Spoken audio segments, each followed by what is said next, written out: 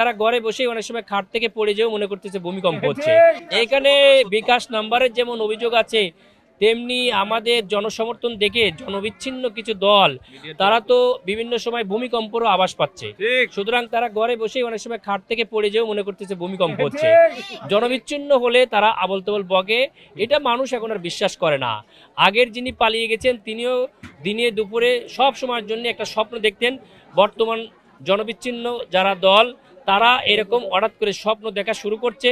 আগের যিনি চলে গিয়েছেন তার অসমাপ্ত কাজ কথা তারা ময়দানে নিয়ে আসতেছেন, কিন্তু জনগণ এটা এক বিন্দুও বিশ্বাস করে না। RICL TMX, যুগের পর যুগ স্থাপনা থাকে মজবুত।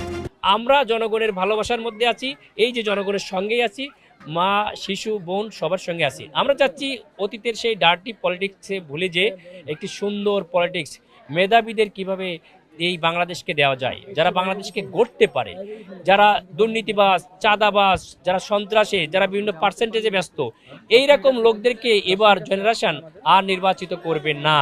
বাংলাদেশ জামায়াত ইসলামী বোনদেরকে অনেক সম্মান দিয়েছে, তাদের কর্মসংস্থানের জন্য যে অ্যাসপায়ারিং যে সামিট ছিল সারা বিশ্ব অবাক হয়ে দেখেছে। ওয়াইরাস অন্য একটা দল যারা এমনভাবে সেই ফ্যাসিস্ট সরকারের যা চলে গেছে, তারা যেমন মঞ্চে নাটক মঞ্চস্থ করেছে সেই নাটক মঞ্চস্থ করছে। সুতরাং জনবিচ্ছিন্ন দল বিভিন্ন কথাবার্তা বলবে, জনগণ সেটা কত বিশ্বাস করলো এটাই হচ্ছে কথা, আমাদের বলার দরকার নেই। আপনি নিজেই দেখবেন যখন কোশ্চেন করতেছেন তখনই বলে ফেলতেছেন যে উৎসবমুখর পরিবেশ। আলহামদুলিল্লাহ, এইটাই আমরা চাই। সুতরাং কে কি বললো এটা শোনার সময় নাই, সামনে আমরা এগিয়ে যাব। সুন্দর সমৃদ্ধ বাংলাদেশ, সৌহার্দ্যের বাংলাদেশ, মান ইজ্জতের বাংলাদেশ এই জাতিকে আমরা উপহার দেবো ইনশাআল্লাহ।